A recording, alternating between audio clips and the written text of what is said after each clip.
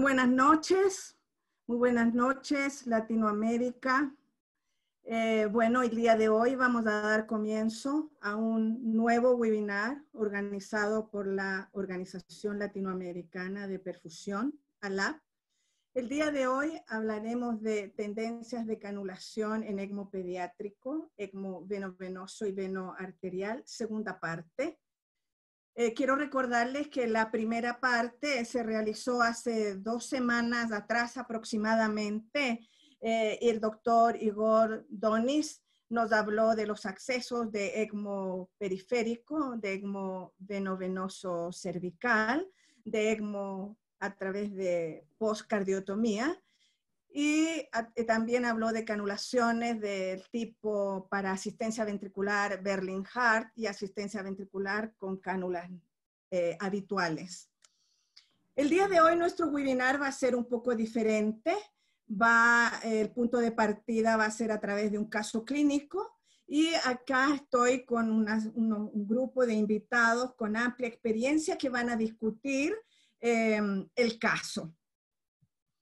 Les voy a presentar a nuestros invitados del día de hoy, pero antes les quiero hacer algunas recomendaciones.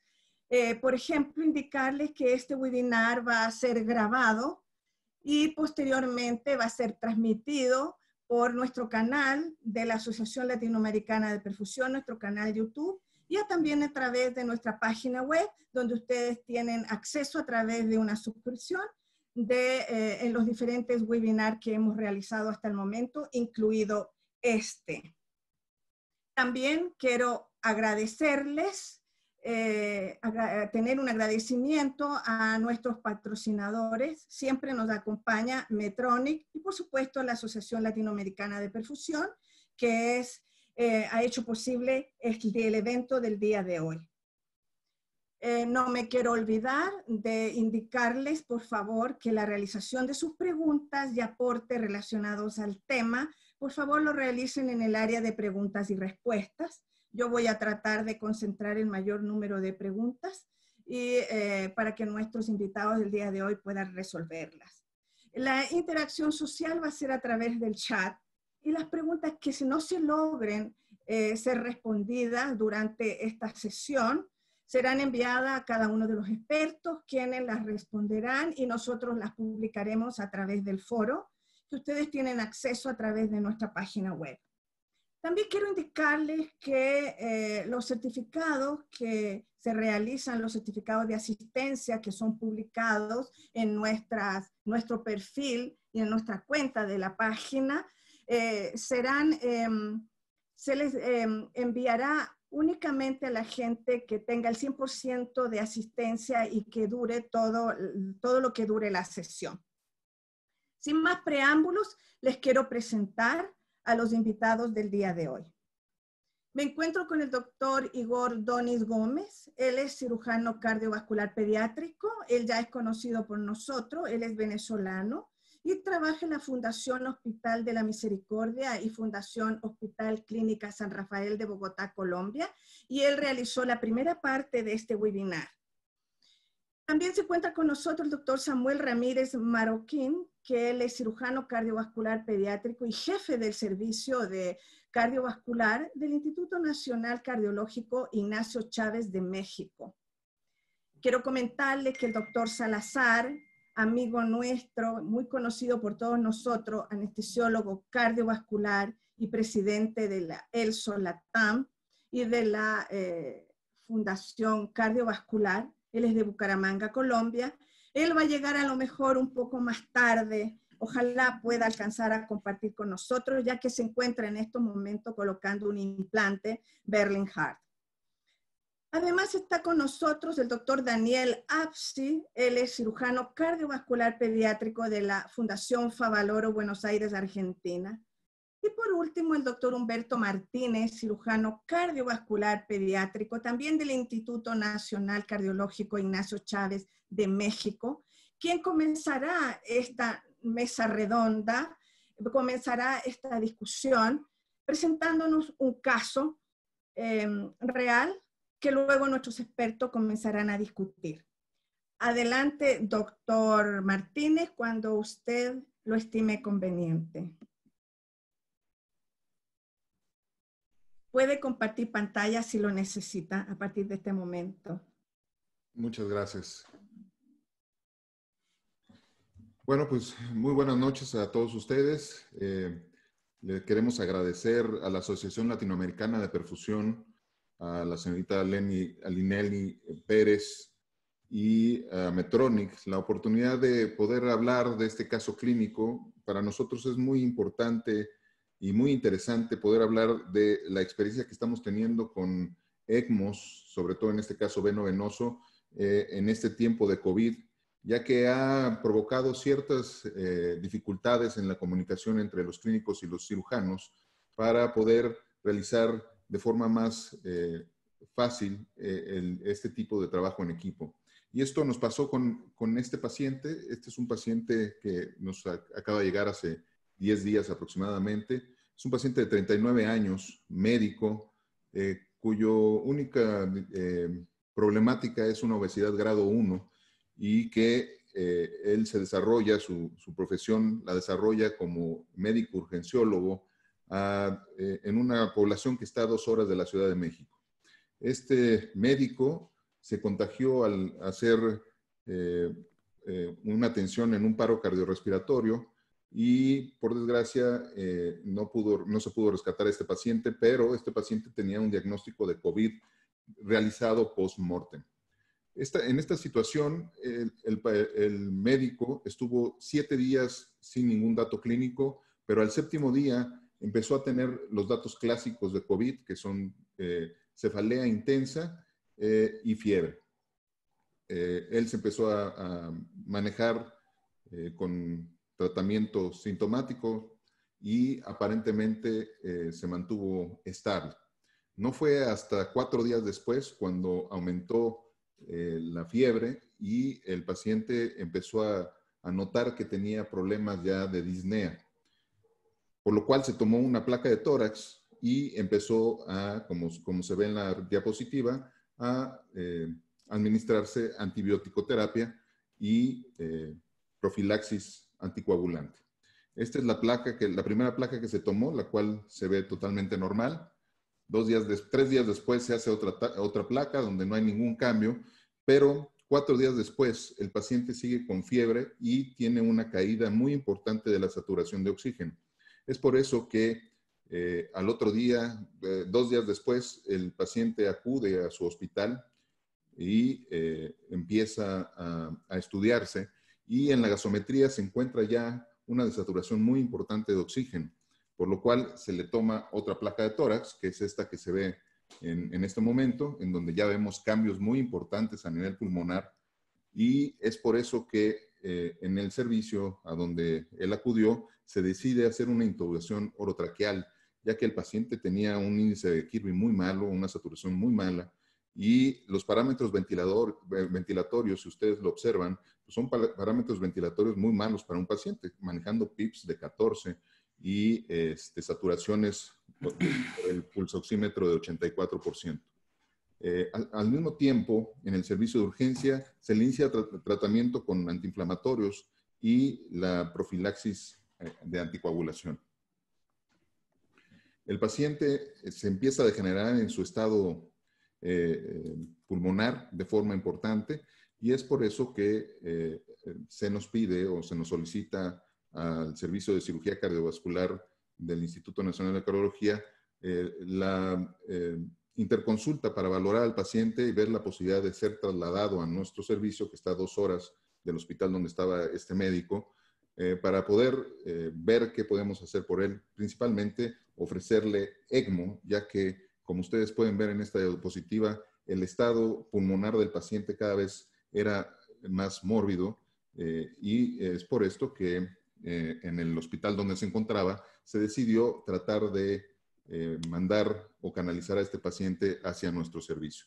Si ustedes también notan, el paciente empieza a tener ya también falla renal, un KDOQI-1, y se empieza a manejar de forma más intensa con antibióticos. Los diagnósticos en ese momento son insuficiencia respiratoria aguda, muy probablemente por una neumonía por COVID-19, la insuficiencia renal tipo 1 y, como ya lo hemos comentado, la obesidad. Dentro de sus laboratorios podemos observar cómo se empieza a degenerar en forma importante la función renal, además de que tiene fibrinógeno muy alto. En el hospital donde estaba solo le pudieron hacer una cuantificación de dímero D y vemos cómo la linfocitosis es muy intensa. En esta diapositiva podemos observar cómo el paciente empieza a manejar muy mal el CO2 y su índice de Kirby empieza a elevarse. Y es por eso que se toma la decisión de trasladarlo de urgencia a nuestro hospital y valoración para soporte con ECMO veno-venoso. La justificación para esta situación está aquí. Y digo, como ya lo vimos en las diapositivas anteriores, pues un índice de Kirby muy bajo, un PIB muy alto, un paciente que no tiene comorbilidades y que se puede rescatar relativamente fácilmente y que está en este momento, para nosotros, que estaba en ese momento, en un muy buen momento para ofrecerle un ECMO veno-venoso. Su mortalidad, una mortalidad muy alta, por lo cual se decide trasladar a nuestro hospital. Llega a nuestro hospital y, como se puede observar en esta diapositiva, se valora la función cardíaca, la cual es muy buena, y se le coloca el ECMO veno-venoso, y esta es la parte importante. En este caso lo pusimos vía percutánea en la yugular derecha, una cánula 21 para el retorno venoso, y vía femoral en forma quirúrgica con una cánula 25 para el drenaje venoso. Aquí podemos observar cómo está la colocación del sistema con control ecocardiográfico, y se puede observar que pues, fuimos muy cuidadosos para mantener las distancias adecuadas, evitar el cortocircuito de sangre oxigenada con la sangre venosa. Por último, podemos apreciar la última placa del día de ayer, en donde ya se empieza a ver una mejoría del pulmón. Los parámetros ventilatorios del paciente son bastante buenos. Los parámetros del ECMO, que se ha mantenido normalmente 4 litros por minuto, son cada vez mejor, y muy probablemente en los próximos días vamos a poder valorar la posibilidad de destetar a este paciente de ECMO. El punto importante y lo que nos llamó mucho la atención de este caso es, uno, la dificultad de la comunicación entre el servicio clínico y el servicio de cirugía, ya que el servicio clínico está en la unidad de terapia intensiva, aislado por la situación de COVID, y el servicio de cirugía pues, se encuentra en la parte de afuera de esta situación o de este servicio, y esto provoca una dificultad en el manejo, la canulación y el control de estos pacientes. Y es por eso que pues, nos gustaría escuchar su opinión de cómo hacer más fácil, más viable el manejo de estos pacientes, porque pensamos que cada vez vamos a tener más en esta situación. Muchas gracias. Muchas gracias, doctor Martínez, por su interesante caso. Y me gustaría que comenzáramos esta discusión. Me gustaría darle la palabra al doctor Igor Donis. Si usted es tan amable, podríamos comenzar con usted.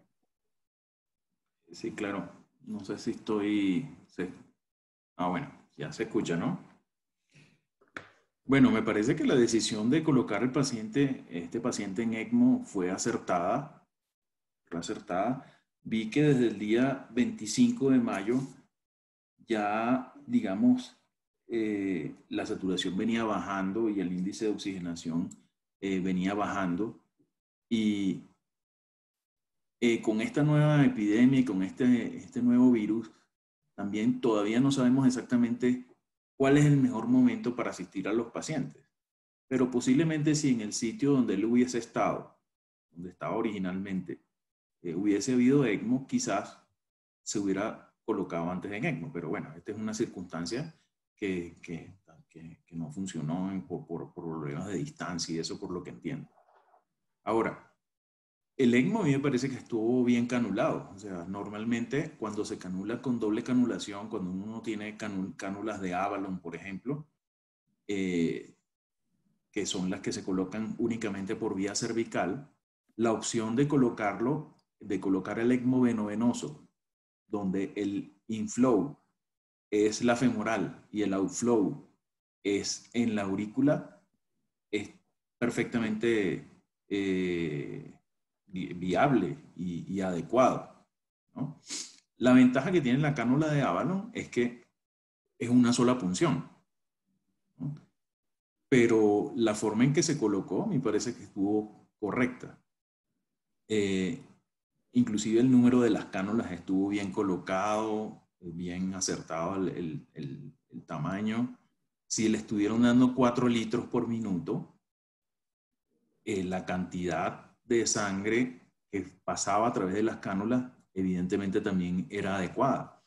Y otra cosa que a veces sucede cuando se colocan cánulas, una femoral y otra cervical para el outflow, es que si la cánula hubiese sido muy grande o muy pequeña, el flujo no se hubiese podido dar de forma adecuada.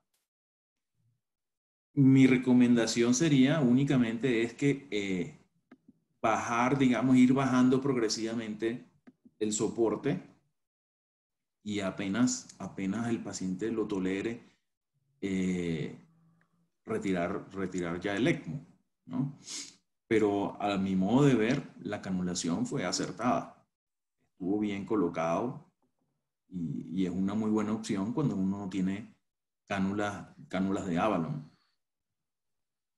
En el caso de que el paciente hubiese presentado por el mismo problema infeccioso que tuvo o que hubiese tenido una infección bacteriana sobreagregada, que hubiese mermado la función ventricular, ese tipo de sistema es fácilmente transformable a un ECMO venovenoso arterial y darle soporte circulatorio además. Pero en este caso, por lo que entiendo, el paciente estuvo relativamente bien desde el punto de vista hemodinámico y únicamente el soporte que se le ha dado ha sido soporte para la oxigenación.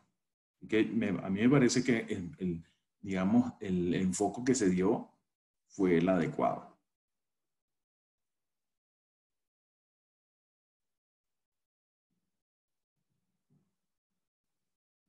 No sé qué otra cosa, alguna pregunta adicional, no sé. ¿Qué pensaría usted de la canulación de la otra femoral en el caso de no tener un buen drenaje? Que en algún momento del soporte no tenían, el grupo clínico no tenía un buen drenaje y ellos empezaron a pensar en una triple canulación. Para nosotros la número 25 es correcta. Sí. Creemos que nos debe dar un buen drenaje. De hecho, con el paciente lo único que hicimos fue movilizar un poco la cánula y mejorar la cantidad de líquido para el paciente y con eso se solucionó el problema. Pero nos llamó mucho la atención la insistencia del grupo clínico para poner otra cánula más. ¿Qué pensaría usted? Usualmente cuando uno canula un paciente con ECMO y empieza a ver bajo retorno, la primera razón es hipovolemia. La primera. Entonces, lo primero que tiene que hacerse es precisamente darle aporte al paciente de líquidos o concentrado de glóbulos rojos antes de pensar en la canulación. Si la cánula, por lo que vi, era una cánula venosa femoral multifenestrada que estaba bien posicionada por lo que me pareció estaba en la cava inferior, o sea, es suficiente. Pero la primera causa de que el drenaje no sea adecuado, si las cánulas están bien posicionadas como parecieran verse en las radiografías que usted mostró, es hipovolemia. Entonces, y lo otro que se puede hacer es que a veces, si el flujo es muy alto, hay un término que es que la cánula, las paredes de la vena se pegan a la cánula. Y entonces se forma vacío y ese vacío hace que no drene. Entonces en ese momento lo que hay es que bajar un poco el flujo y darle volumen. Con eso es suficiente para restablecer, digamos, el buen funcionamiento del ECMO.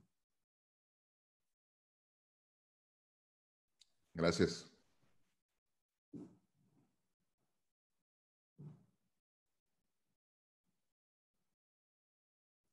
No sé el doctor Apsi, ¿qué opinión tendrá? Bueno, buenas noches. ¿Se escucha? Sí, perfecto. Bueno, primero mi opinión es que en relación al COVID, sí estoy de acuerdo con la doble canulación, siguiendo no solo las guías ELSO, sino las recomendaciones mundiales. En pacientes COVID desaconsejan el uso de cánulas de Avalon. Primero por dos motivos.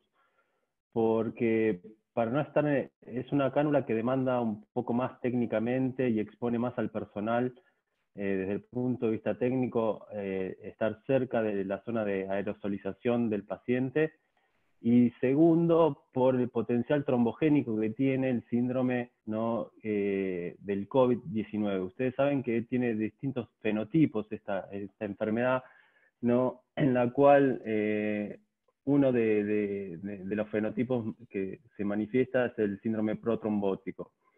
Y dado que el flujo que tienen estas cánulas, ¿no? Lo que se recomienda son cánulas de gran diámetro, ¿no? Y de altos flujos de ECMO, así como los niveles de anticoagulación, llevarlo a los límites superiores. Generalmente, como este es un paciente adulto, uno podría hablar de APTTs en el rango de 80, más cercanos a los 80, o niveles de antidiesa, no, alrededor de 0,5, 0,7, con respecto a la canulación.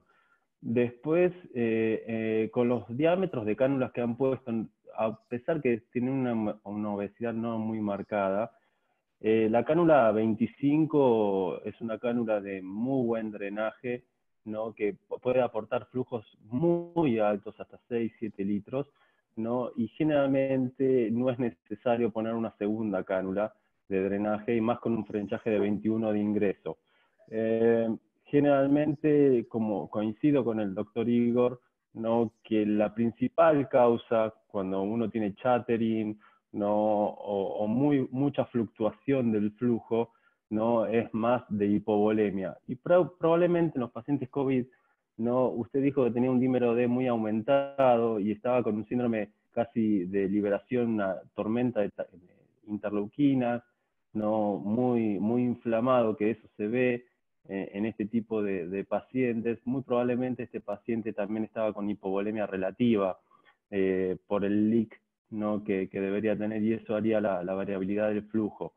Entonces, digamos que en general en este tipo de patología lo recomendable, según los que más tienen experiencias en el mundo, son doble canulaciones, ¿no? Con cánulas de alto frenchaje para tener altos flujos con niveles de anticoagulación alta. Otra cosa a sospechar, que dentro de los fenotipos que puede tener esta patología, más allá del distrés respiratorio y el síndrome de interleuquina, no tenía compromiso miocárdico, o sea que el soporte venovenoso sería suficiente. También tiene una expresión hemofagocítica, ¿no? Pero también hay pacientes que se manifiestan con compliance normales dentro del síndrome de respuesta inflamatoria sistémica y del distrés respiratorio. Cuando tienen compliance normales o altas, estos pacientes, uno tiene que tener una alta sospecha clínica de tromboembolismo pulmonar. Este paciente, las compliance que manejaban parecían ser bajas, entonces no parecería tener tanto sospecha de tromboembolismo, pero sí creo que fue acertado, digamos, al no responder al prono y seguir con hipoxia refractaria. La primera medida y no poder tener ventilación protectiva, creo que fue adecuado.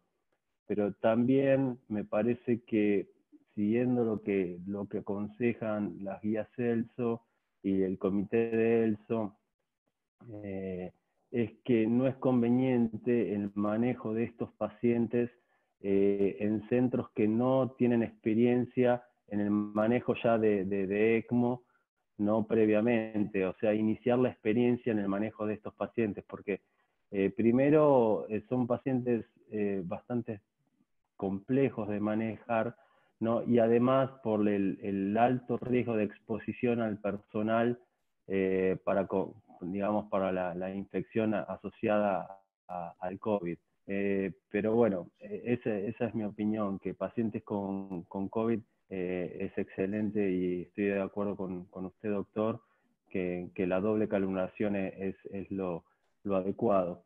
En pacientes adultos uno puede agregar una tercer cánula, pero es raro, es muy, muy raro. Eso es más común en pediatría.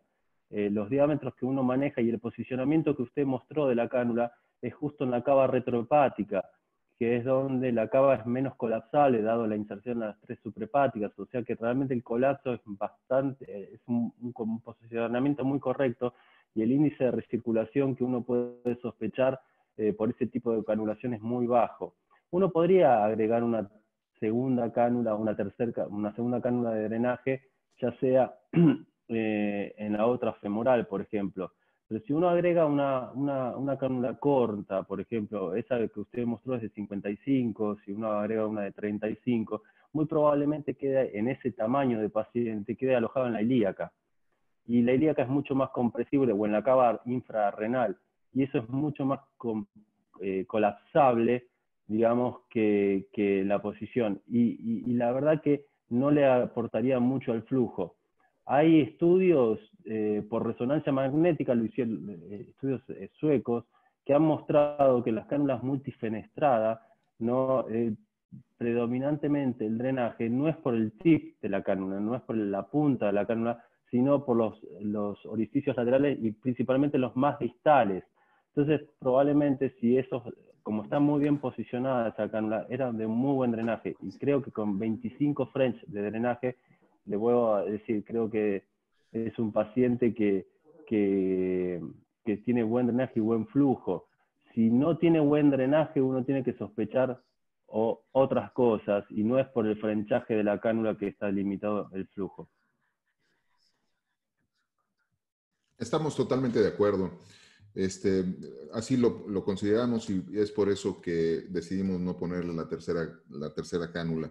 ¿Y ustedes qué piensan de...?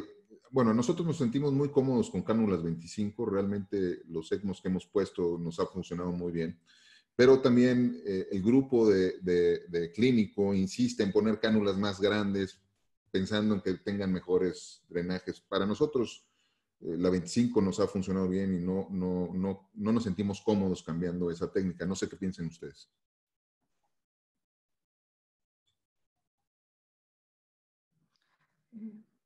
Doctor Igor, ¿va a contestar usted? Después tengo yo algunas preguntas de la audiencia, pero le doy la palabra a doctor Igor. Digamos, en la estatura promedio de una persona que vive en Latinoamérica, una cánula 25 es suficiente para el drenaje. Lo más importante de la cánula es que se compruebe su localización luego de colocarla. Es decir, que no haya quedado, como dijo el doctor Apsi, muy abajo, muy cerca de las ilíacas, porque la ilíaca sí se colapsa fácilmente, sino que quede precisamente retrohepática y que el tip quede muy cerca de donde están las suprahepáticas. Con una 25 es más que suficiente. Como yo comentaba cuando hicimos el otro webinar, en pediatría es algo diferente, porque en pediatría es muy difícil o muy raro colocar en un paciente pequeño, por debajo de 20, 15 kilos, cánulas femorales. Entonces, las canulaciones usualmente son cervicales, y ahí sí depende del tipo, el grosor de la cánula, sí juega un papel un poco más importante. Pero en un adulto, una cánula 25 es suficiente a mi modo de ver. Gracias. Buenas noches. Coincido totalmente. ¿Sí? Coincido totalmente con las opiniones. O sea, creo que cánulas 29, las veces que he tenido que usar cánulas 29 son pacientes con superficies corporales muy grandes, de más de 2 de superficie corporal, de 2 metros, más de casi 100 kilos. Realmente una cánula 29 no aporta gran beneficio. La gran mayoría de los pacientes se pueden manejar en adultos, 25, 23, 21, hasta le diría, los pacientes de 60 kilos, 1,60 metros, 1,50 m, una 21 es suficiente. porque digamos que también no limita tanto el flujo. Uno puede llegar a flujo total con ese diámetro de estrechaje de cánula. Buenas noches. Tengo aquí una pregunta de la audiencia. Dice, con respecto a las gráficas de decisión para el número de calibres de cada cánula, ¿cómo se debe tomar esta recomendación con base en la necesidad de flujo y soporte de ECMO veno-venoso? Luis Vivar, de Colombia. ¿Doctor Igor o doctor Apsi? Bueno, si uno se guía por las tablas, digamos, las recomendaciones, es el flujo predicho, ¿no? Para llegar a flujo total en un veno-venoso es 60 mililitros en un adulto, 80 en un paciente pediátrico y 100 en un neonato. Pero la verdad que también depende mucho el flujo predicho del objetivo que uno esté persiguiendo. No es lo mismo cuando uno está buscando hacer una barrida de CO2, con lo cual, dado la alta difusibilidad del CO2, uno sabe que con flujos muy bajos uno puede barrer prácticamente toda la producción, ¿no?, de CO2 por minuto, ¿no? Entonces, cuando uno está haciendo barridas de CO2, más o menos 500, 600 mililitros es suficiente en un paciente adulto, cosa que cuando uno está manejando hipoxias graves, quizás necesita más flujo, mucho más flujo. Quizás uno tiene que estar en rango de 3 litros, 4 litros. Eso es bastante común, por ejemplo, llevándolo al campo práctico, por ejemplo, en los pacientes fibroquísticos. El paciente fibroquístico tiene dos tipos de escenarios en el cual uno puede enfrentarse. Uno es la progresión de su enfermedad y la insuficiencia respiratoria crónica terminal, y otra es la reagudización cuando van haciendo PUSES, ¿no?, de infecciosos.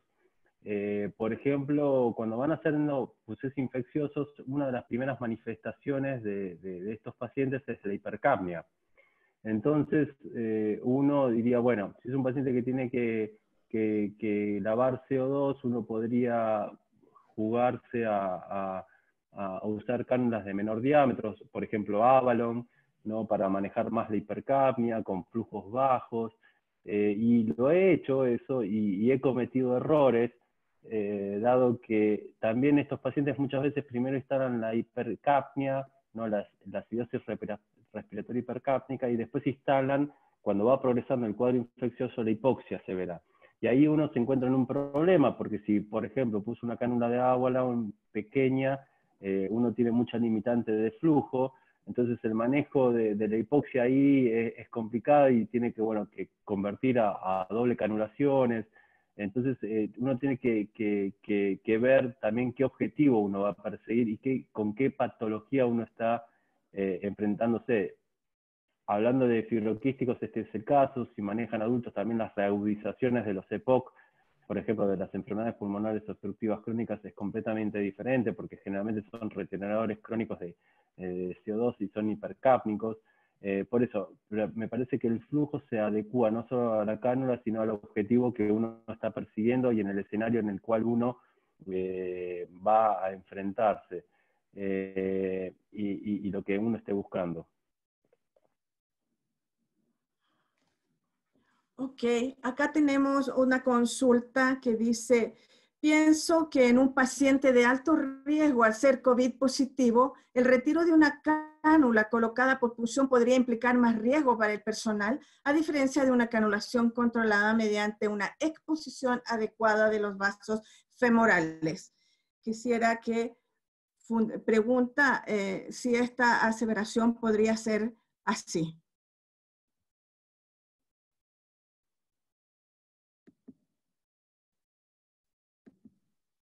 La técnica de colocación de la cánula, lo importante de la colocación de la cánula no es tanto la exposición al vaso o la punción. En pacientes adultos es preferible hacerla por punción.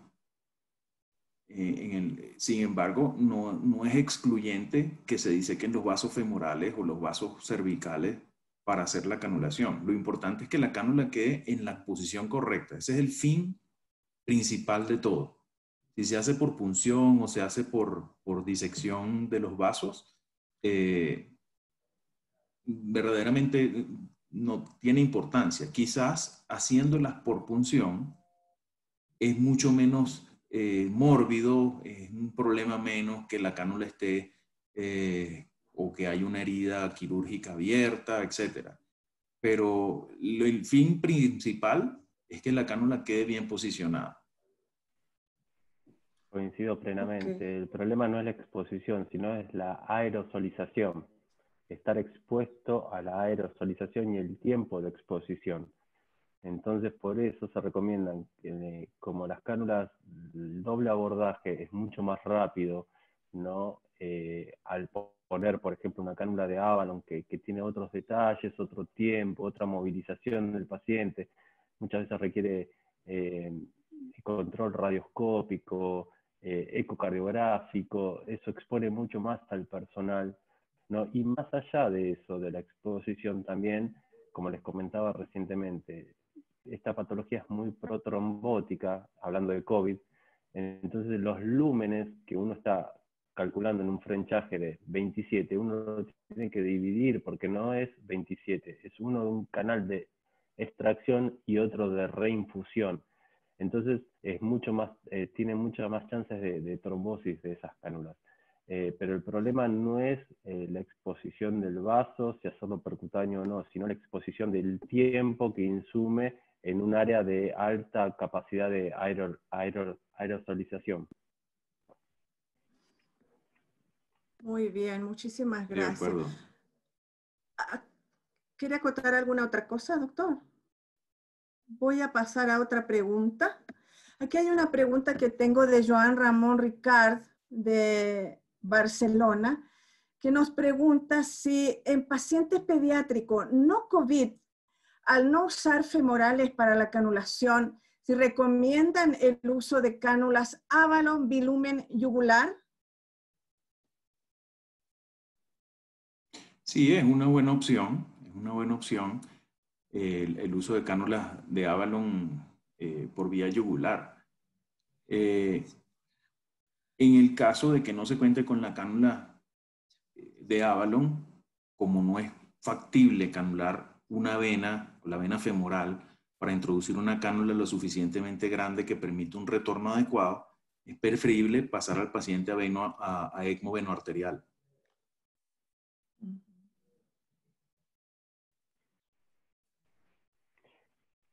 No sé de qué paciente pediátrico, o sea, a qué tipo de paciente pediátrico se refiere el doctor en la pregunta, pero sí, si es no COVID, altamente se puede utilizar cánula de Avalon, sí, en distintos tipos de frenchaje y tamaño del paciente, sí, no hay duda. Sí, me imagino que se refiere a una patología respiratoria y no a un Y problema de tamaño, ojo gato. calculo, no sé qué tamaño, si es un adolescente, si es un paciente de 8 años o si es un niño de 1 año, 2 años, pero sí, es más, si ven, hay publicaciones, ¿no?, de centros de alto volumen de ECMO pediátrico en el cual muestran o sea, favorecer el ECMO veno-venoso con el empleo de cánulas doble lumen tipo Avalon, Sí. En pacientes pediátricos y neonatales. Sí, nos habla, disculpe, nos habla que es de una patología respiratoria y es en un paciente menos de 20 kilos. Sí, totalmente. Sí, totalmente. Menos de 20 kilos, Sí, de acuerdo. un Avalon de 13 o de 15 French, dependiendo del tamaño del vaso, sí es totalmente recomendable.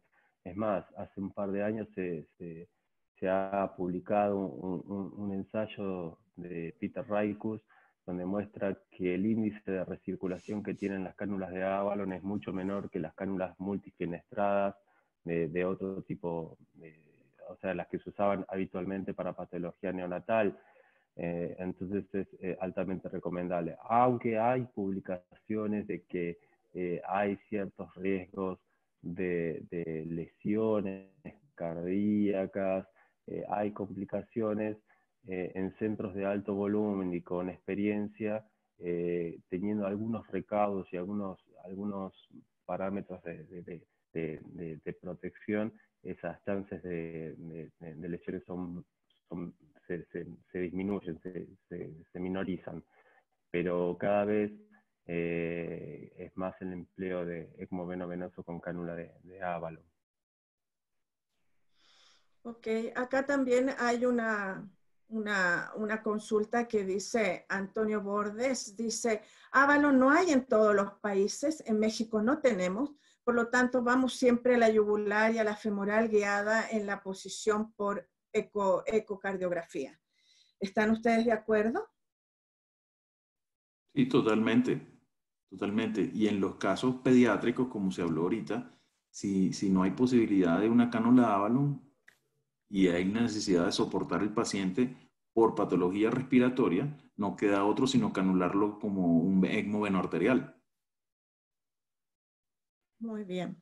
Acá tenemos otra Completamente de acuerdo. consulta. Una cosa es la literatura Sí. del primer mundo y otra cosa es nuestra realidad. Completamente de acuerdo.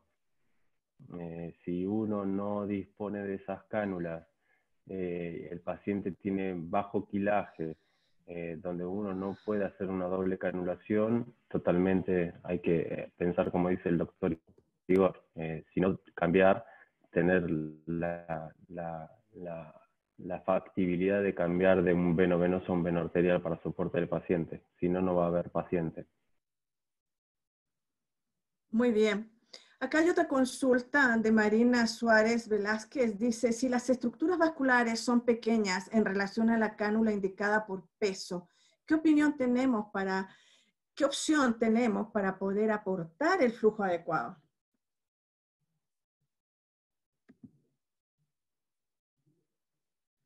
Bueno, en general, sí, en general, el tamaño del vaso, sobre todo el de las venas, va en relación a la superficie corporal del paciente.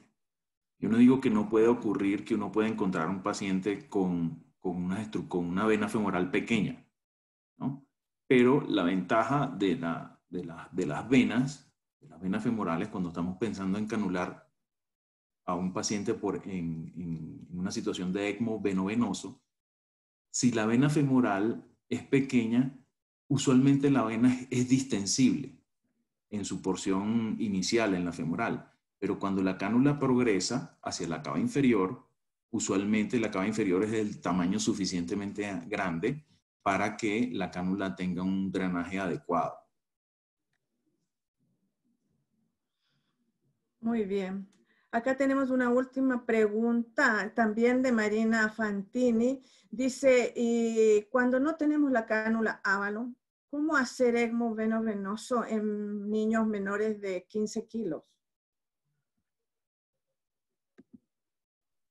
Yo creo que no queda otra opción sino hacerlo en ECMO venoarterial, porque es la única opción permitida.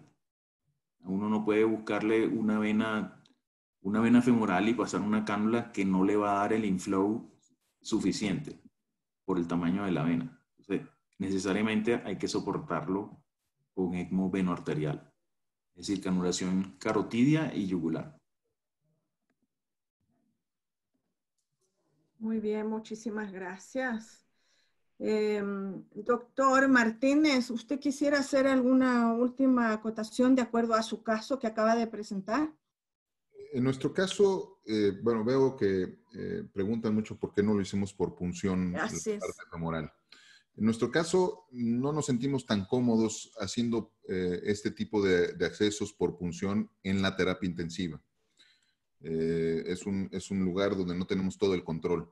Lo tendemos a hacer cuando ponemos los ECMO en el quirófano, pero últimamente con esto del COVID, por necesidad lo estamos haciendo a nivel en la terapia y no nos deja muy tranquilos hacerlo, no nos sentimos tan tranquilos, ¿no?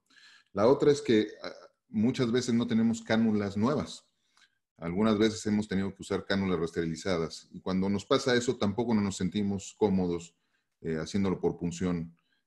Sentimos que es un poco más peligroso y entonces decidimos hacerlo de forma más segura para el paciente y hacerlo abierto.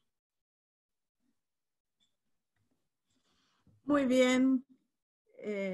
Creo que ha sido muy ilustrativo este conversatorio. No sé si el doctor Apsi o el doctor Igor quiere acotar algo más sobre algunos tips de canulación. Si no, quedaríamos hasta aquí. Quizás para la Díganos. canulación. Sí, sí, Para la doctor, no, lo escucho. Sí, para la canulación femoral venosa, un tip es, digamos, una vez que uno punza la vena con la aguja que trae el equipo o con un yelco o lo que se tenga para punzar la vena femoral, es preferible después de punzarla pasar una guía y luego de pasar la guía pasar un catéter monolumen largo, muy largo, lo más largo posible, y luego que uno está seguro que ese catéter monolumen está dentro de la luz del vaso, es que ya cambia la guía y empieza con el kit de dilatación de la vena. Es una de las formas digamos, más seguras para canular la femoral. Y de igual forma la vena yugular. Ok. Doctor Apsi, ¿usted quería decir algo? Sí, solo como un aporte, quizás desde el punto de vista anatómico, a veces es más fácil progresar la cánula desde el lado venoso derecho que desde el lado izquierdo por una posición del promontorio y la relación del ilíaca. Eso con las canulaciones femorales. Y con relación a las canulaciones con cánula Avalon, que vi que estaban muy interesados muchas personas, la cánula Avalon tiene algunos detalles. Primero, que el canal de succión distal de la cava inferior, a veces cuando uno pasa la cuerda, migra hacia el ventrículo derecho, puede generar arritmia, o se aloja en la vena suprahepática. Algo importante como maniobra es que la cuerda, que generalmente es un 0035, uno debería poner a veces como ayuda, es primero orientarlo hacia adelante y hacia la pared lateral de la aurícula para que no se quede enfocada hacia la tricúspide.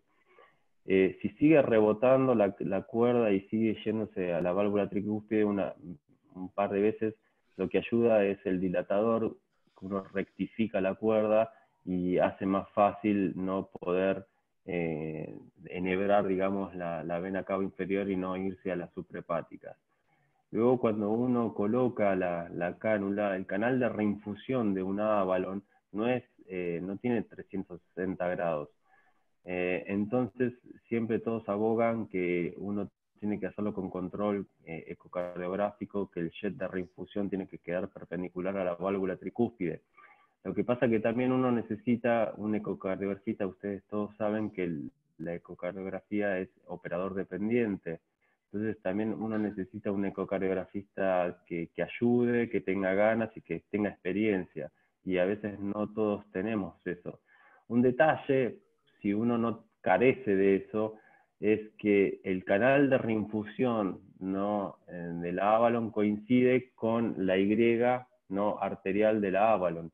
Entonces el posicionamiento tiene que ser del canal de reinfusión de la Avalon anterior y levemente hacia interno, porque la posición de la válvula tricúspide con el corazón, digamos, lleno, batiendo, no latiendo, es hacia anterior e interno. Entonces, con eso uno no podría inferir, sin tener un ecocardiograma, que el posicionamiento de reinfusión no se dirige hacia la válvula tricúspide y así disminuir el índice de recirculación por si queda hacia la cara lateral de la aurícula. Entonces creo que un detalle importante, si uno no tiene la ayuda ecocardiográfica, es ese cuando uno está colocando una cánula de Avalon, es que el canal de reinfusión quede hacia adelante y levemente hacia interno, ¿no? Para que quede bien enfocando hacia la tricúspide. Obviamente, si uno tiene control transesofágico, es ideal no en el posicionamiento. Muy bien, muchas gracias, doctor. Aquí tengo una pregunta que dice, ¿cómo es el procedimiento que ustedes siguen para el retiro de cánulas femorales venosas de calibre 23 en adelante? Doctor Igor o doctor Apsi, no sé. Nada, es una cánula percutánea, se retira, solo hacemos un punto en U, es una expresión venosa. Todas las cánulas, por más que sean 25, 29, 20, 23, no hay ningún problema. Uno las puede retirar sin ningún problema, no desde el punto de vista percutáneo, solo con un punto en el pie, porque de piel, porque es presión venosa. Es diferente el manejo de la canulación arterial, pero la cánula venosa no hay ningún problema. El único detalle que uno tiene que tener cuando retira es que el paciente no inspire porque puede haber embolia aérea y parar el ECMO, obviamente. Muy bien. Acá hay una pregunta de Luz de Elena que dice, ¿se han observado complicaciones hepáticas en la canulación femoral?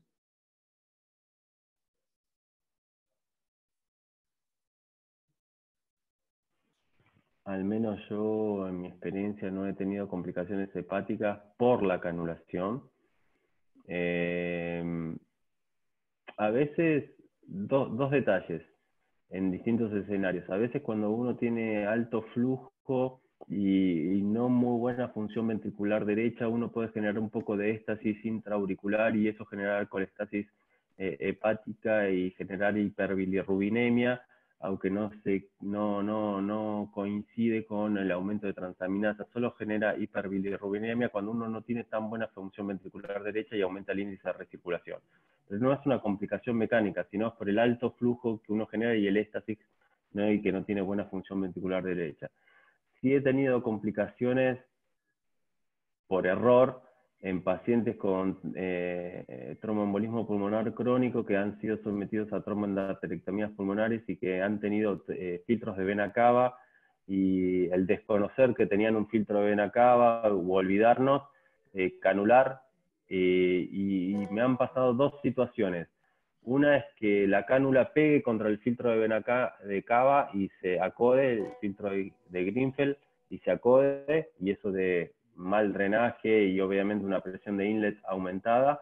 Y otra es que poder pasar el filtro de Greenfeld, tener buen drenaje, pero el problema, tener un ECMO estable, pero el problema es después retirar la cánula si se traba en el filtro de Greenfeld.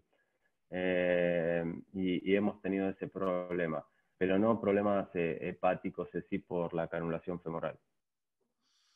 Muchas gracias. Aquí tengo una última pregunta en honor al tiempo que la realiza Marina Suárez Velázquez, que dice que ella le gustaría saber si la fijación la realizan con sutura solamente o existe alguna otra forma o dispositivo para proteger la piel del paciente.